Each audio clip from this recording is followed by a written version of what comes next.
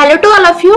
Now हम आज C language का नेक्स्ट टॉपिक पढ़ते हैं, वो है हमारा फीचर्स ऑफ सी लैंग्वेज। ठीक है, सी लैंग्वेज के फीचर्स में से भी कई सारे इंपॉर्टेंट क्वेश्चंस बनते हैं जो कि आपके एग्जाम में पूछे जा सकते हैं। ठीक है, तो हम पहले सी लैंग्वेज के फीचर्स पढ़ेंगे और फिर हम इसके देखेंगे कि किस तरीके के एमसीक्यू क्वेश्चन इससे रिलेटेड पूछे जाते हैं। सो पहला फीचर देखिए सी का, तो सी का पहला फीचर होता है लार्ज इनबिल्ट लाइब्रेरी। मीन जो सी लैंग्वेज है उसके अंदर इसकी खुद की अपनी एक बहुत बड़ी लाइब्रेरी मौजूद है। दूसरा आता है सी प्रोसीजर ओरिएंटेड लैंग्वेज। मीन जो सी है वो क्या है, एक प्रोसीजर ओरिएंटेड लैंग्वेज होती है। इस प्रोग्राम को लिखने का एक प्रोसीजर होता है, इस प्रोग्राम को रन करने का एक प्रोसीजर होता है ना। सी लैंग्वेज के द्वारा कंप्यूटर के सभी हार्डवेयर के सभी डिवाइस ड्राइवर को डिजाइन किया गया है। ठीक है, ऑलमोस्ट सभी जितने भी आपके कंप्यूटर के हार्डवेयर के डिवाइस ड्राइवर हैं, यानी कि कंप्यूटर से रिलेटेड जितने भी हार्डवेयर हैं उनके डिवाइस ड्राइवर सी लैंग्वेज में ही लिखे गए हैं। कंप्यूटर के अंदर बायोस को भी सी लैंग्वेज के द्वारा ही तैयार किया गया है। बायोस क्या होता है? बायोस का फुल फॉर्म होता है बेसिक इनपुट आउटपुट सिस्टम। ठीक है, बेसिक इनपुट आउटपुट सिस्टम के अंदर कुछ प्रोग्रामिंग सेट होती है जो कि जिसके द्वारा सीपीयू स्टार्टअप की परफॉर्मेंस करता है आपके कंप्यूटर में। ठीक है, सो जो बायोस है ये भी सी लैंग्वेज के द्वारा ही लिखा गया है।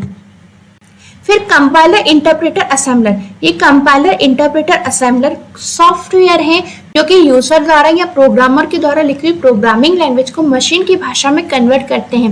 ओके, सो ये जो कंपाइलर इंटरप्रेटर असेंबलर है ये मशीन की भाषा में कन्वर्ट करते हैं यूजर के द्वारा लिखे हुए प्रोग्राम को। साथ ही साथ में इनको हम यूटिलिटी सॉफ्टवेयर भी कहते हैं। ठीक है, तो ये जो आपके कंपाइलर इंटरप्रेटर असेंबलर हैं ये भी सी लैंग्वेज के द्वारा ही डिजाइन किए गए हैं।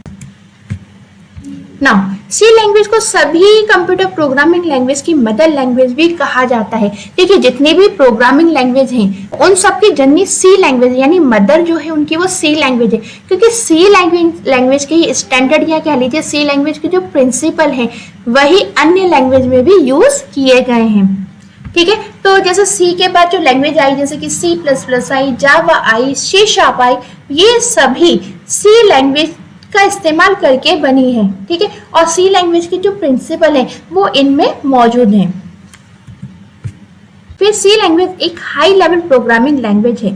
ठीक है, जो आपकी सी लैंग्वेज होती है वो एक हाई लेवल प्रोग्रामिंग लैंग्वेज होती है, यानी इसमें हाई लेवल प्रोग्रामिंग लैंग्वेज के फीचर्स मौजूद होते हैं। लेकिन हाई लेवल लैंग्वेज के साथ साथ इसमें कुछ फीचर्स लो लेवल लैंग्वेज के भी मौजूद होते हैं।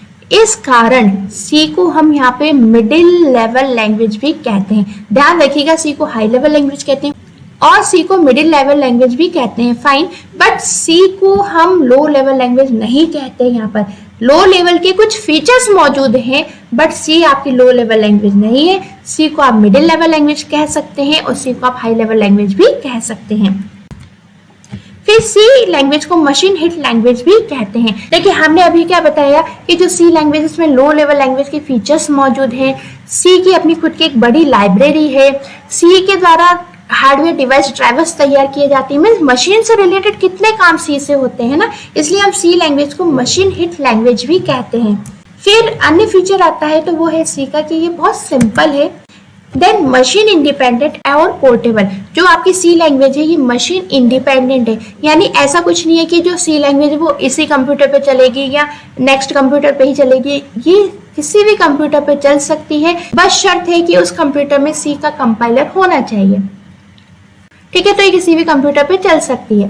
साथ ही साथ में पोर्टेबल है। पोर्टेबल का मतलब है कि आप किसी एक कंप्यूटर पे सी का प्रोग्राम बनाओ, उस प्रोग्राम को आप किसी अन्य कंप्यूटर पे भी जाके आसानी से चला सकते हो। बस शर्त यहाँ पे आ जाती है कि अन्य कंप्यूटर जिसपे आप सी का प्रोग्राम चलाने जा रहे हो वहां पे सी का कंपाइलर होना चाहिए। यदि सी का कंपाइलर नहीं तो नहीं चलेगा, लेकिन सी का कंपाइलर है तो आपका प्रोग्राम आसानी से चल जाएगा। और सी का कंपाइलर कोई मशीन डिपेंडेंट नहीं होता, ये किसी भी प्रकार की मशीन पे चल जाता है। ठीक है, सो आई होप आपको यहाँ पे मशीन इंडिपेंडेंट और पोर्टेबल समझ में आया होगा। फिर सी को हम मिडिल लेवल प्रोग्रामिंग लैंग्वेज कहते हैं, ये हम अभी सीख कर आए। देन सी को हम स्ट्रक्चर प्रोग्रामिंग लैंग्वेज भी कहते हैं। देन रिच लाइब्रेरी, सी की अपनी खुद की एक बहुत बड़ी लाइब्रेरी है, ये हमने पहले पॉइंट में भी देख लिया है। Then memory management, memory management के लिए भी सी प्रोग्रामिंग यूज में ली जाती है। Fast speed. सी प्रोग्रामिंग की या फिर सी का जो कंपाइलर है उसकी स्पीड काफी फास्ट होती है ना। अब हम सी के फीचर्स से रिलेटेड कुछ एमसीक्यू क्वेश्चंस देख लेते हैं कि इसमें कौन कौन से क्वेश्चंस पूछे जाते हैं और किस तरीके से क्वेश्चंस आते हैं। सबसे पहला क्वेश्चन होता है C is a which level language. ये बताइए सी कौन से लेवल की लैंग्वेज है, क्या लो लेवल है, क्या हाई लेवल है, क्या लो प्लस हाई है।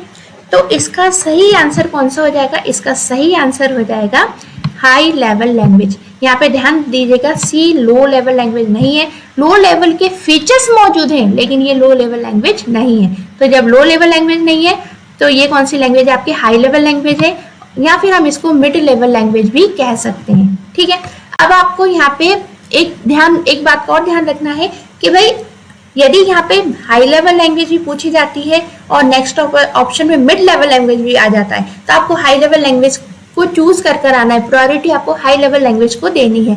यदि ऑप्शन आ जाता है कि भैया हाई लेवल भी है और मिड लेवल भी है तो आप फिर हाई प्लस मिड को चुन सकते हैं, फाइन, ठीक है। लेकिन अगर अलग अलग ऑप्शन आते हैं, हाई का अलग मिड का अलग, तो आप फिर प्रायोरिटी किसको दे देंगे, हाई लेवल लैंग्वेज को दे देंगे, फाइन ना। आगे बढ़ते हैं तो नेक्स्ट हमारा क्वेश्चन बनता है वो है लो लेवल लैंग्वेजेस, यानी लो लेवल लैंग्वेज क्या होती है।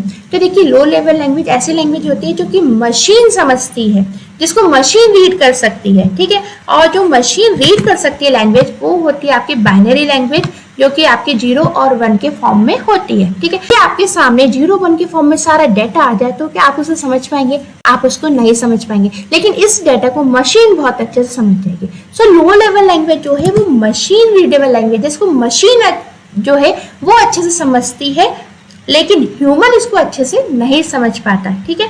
सो जो राइट आंसर है हमारा वो आता है यहाँ पर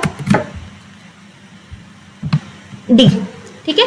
means difficult to understand and readability is questionable, यानी जो लो लेवल लैंग्वेज है इसको समझना काफी टफ है, इसको पढ़ना तो काफी क्वेश्चनेबल है, यानी इसको जब आप पढ़ोगे तो आपको समझ में आएगा कि ये चीज क्या है, यानी आप हर जगह क्वेश्चन मार्क के रूप में खड़े हो जाओगे। यदि आपको लो लेवल लैंग्वेज जाननी है, समझनी है, तो उसके लिए आपको बहुत ही स्पेशल और हाई लेवल की नॉलेज होनी चाहिए। आगे बढ़ते हैं तो नेक्स्ट क्वेश्चन आता है हाई लेवल लैंग्वेजेस, ठीक है। अब हाई लेवल लैंग्वेज क्या होती है, तो जैसे हमने अभी पढ़ी थी लो लेवल लैंग्वेज कौन सी होती है, जिसको मशीन अच्छे समझती है, इसी प्रकार हाई लेवल लैंग्वेज वो होती है जिसको यूजर या प्रोग्रामर अच्छे से समझ लेता है, या ह्यूमन रीडेबिलिटी होती है, या ह्यूमन रीडेबल फॉर्म में होती है, यानी जिसको ह्यूमन आसानी समझता है उसको हम हाई लेवल लैंग्वेज कहते हैं। तो अब यहाँ पे ऑप्शन देखिए, तो पहला ऑप्शन आता है ह्यूमन रीडेबल लाइक लैंग्वेज, दूसरा ऑप्शन आता है language with small program size. ऐसा कुछ नहीं है, हाई लेवल लैंग्वेज के जो प्रोग्राम है वो बड़े साइज के भी हो सकते हैं, और लिखा है कि language with big program size, तो ऐसा कुछ नहीं है। हाई लेवल लैंग्वेज के जो प्रोग्राम है वो छोटे भी हो सकते हैं, छोटे भी हो सकते हैं, बड़े भी हो सकते हैं, कोई पाबंदी नहीं है यहाँ पर। और language which is difficult to understand and not human readable, क्या हाई लेवल लैंग्वेज ऐसी है जिसको ह्यूमन अच्छे समझ नहीं सकता, नहीं। हाई लेवल लैंग्वेज वो लैंग्वेज है जिसको ह्यूमन अच्छे समझ सकता है और अच्छे से उसको पढ़ सकता है। सो ऑप्शन ए यहाँ पे हमारा राइट ऑप्शन रहेगा। ना आगे बढ़ते हैं तो अब नेक्स्ट क्वेश्चन आता है C is dash type of programming language. बताइए सी किस टाइप की लैंग्वेज है, तो पहला आता है ऑब्जेक्ट ओरिएंटेड, दूसरा आता है प्रोसीजरल, तीसरा आता है बिट लेवल लैंग्वेज, चौथा आता है फंक्शनल। सो जो सी है वो ऑब्जेक्ट ओरिएंटेड नहीं है, लेकिन यदि हम सी के आगे चलते हैं, सी प्लस प्लस जावा इनको देखते हैं, तो सी प्लस प्लस जावा हमारे ऑब्जेक्ट ओरिएंटेड है, बट सी हमारी ऑब्जेक्ट ओरिएंटेड नहीं है। नेक्स्ट प्रोसीजरल, हाँ सी हमारी प्रोसीजरल ओरिएंटेड लैंग्वेज है, मीन्स ये एक प्रोसीजर पर वर्क करती है। फिर bit level language, bit level language से समझ जाइए ये बोल रहा है मशीन लेवल लैंग्वेज, क्योंकि क्या बोला बिट, बिट कौन सी होती है 0 और 1, और 0 1 कौन सी होती है मशीन लैंग्वेज, ठीक है। तो जो सी है वो मशीन लैंग्वेज नहीं है। फिर फंक्शनल, नहीं सी फंक्शनल लैंग्वेज नहीं है, तो इनमें से जो सी है वो कौन सी पड़ेगी आपकी प्रोसीजरल ओरिएंटेड लैंग्वेज। फिर हमने यहाँ पे उसके बारे में थोड़ा सा लिख भी दिया है, it is written in a number of steps using statement and functions, ठीक है। सी लैंग्वेज है उसमें कई सारे स्टेटमेंट और फंक्शंस लिखे जाते हैं। Logic is clearly depicted in the program, ठीक है।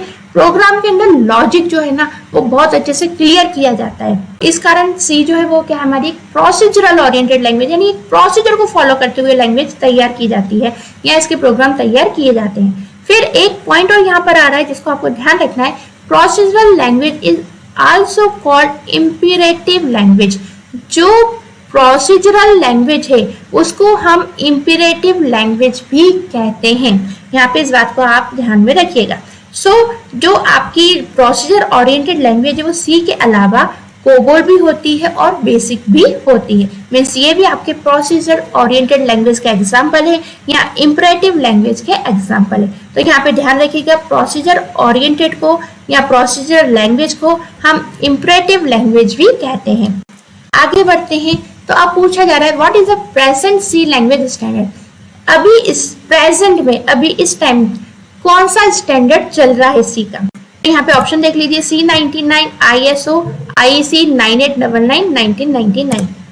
दूसरा ऑप्शन देख लीजिए ISO IEC 9899 2018,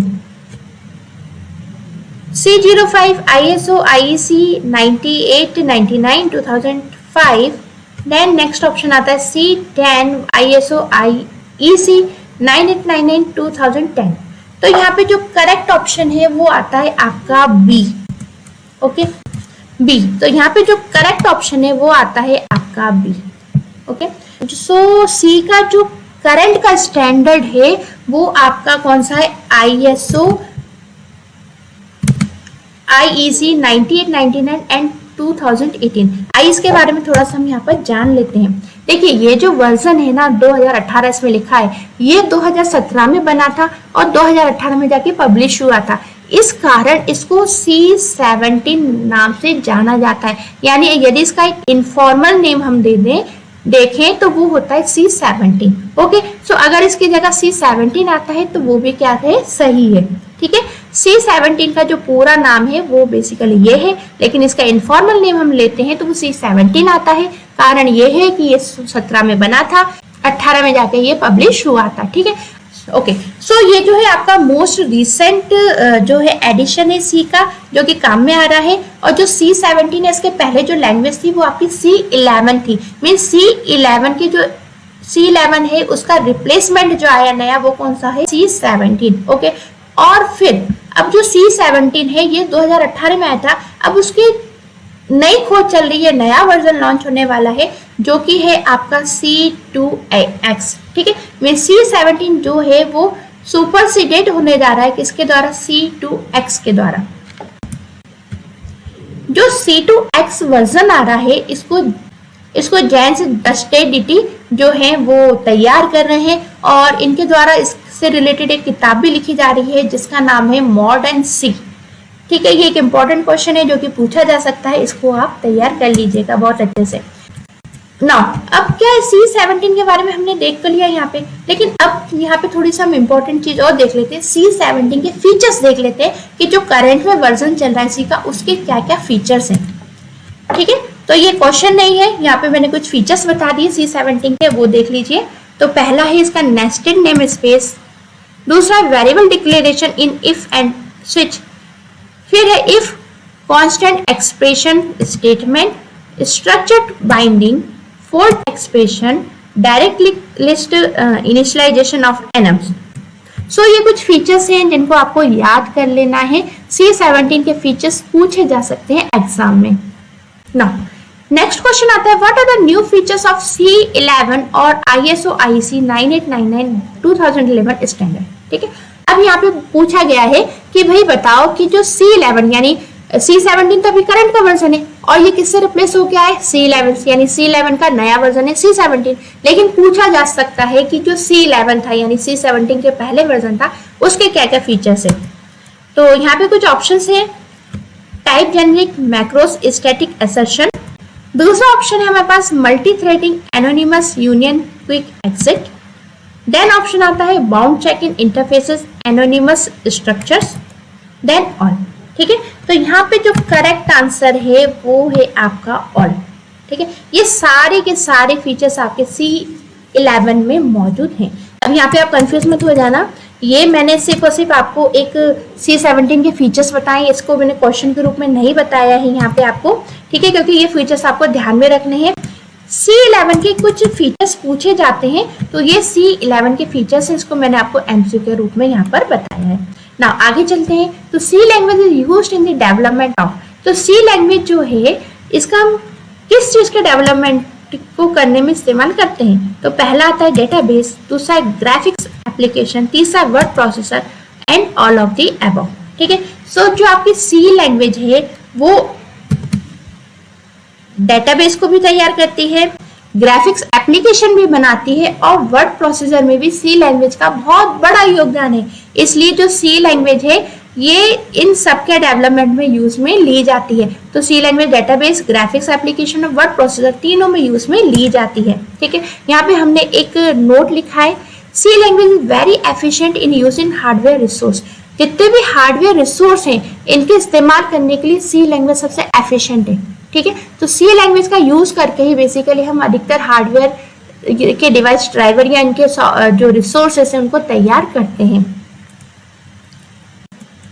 नेक्स्ट आता है हमारा C language was invented to develop which operating system, C language को किस प्रकार के ऑपरेटिंग सिस्टम को डेवलप करने के लिए तैयार किया गया था, तो ये हमने फर्स्ट वीडियो में पढ़ा था, आप ऑप्शन देखिए और पहचान करिए। एंड्रॉइड, दूसरा है लिनक्स, तीसरा है उबंटू, चौथा है यूनिक्स। तो इसका राइट आंसर क्या होगा? यूनिक्स, क्योंकि यूनिक्स डेवलपमेंट के लिए C लैंग्वेज तैयार की गई थी। C program is a combination of, जो C प्रोग्राम है किस किस चीज का कॉम्बिनेशन है, तो पहला आता है स्टेटमेंट, दूसरा आता है functions, variable, all of the above. तो जो C प्रोग्राम है उसमें स्टेटमेंट भी होते हैं, उसमें फंक्शंस भी होते हैं, उसमें वेरिएबल्स भी होते हैं, इसलिए जो ऑल ऑफ द अबव है वो इसका राइट आंसर है। ओके फ्रेंड्स, तो ये थे हमारे features of C language. I hope आपको समझ में आया होगा, ये क्वेश्चंस तैयार कर लीजिएगा, बहुत ही महत्वपूर्ण है। मिलते हैं फ्रेंड्स नेक्स्ट वीडियो लेक्चर में, बाय बाय।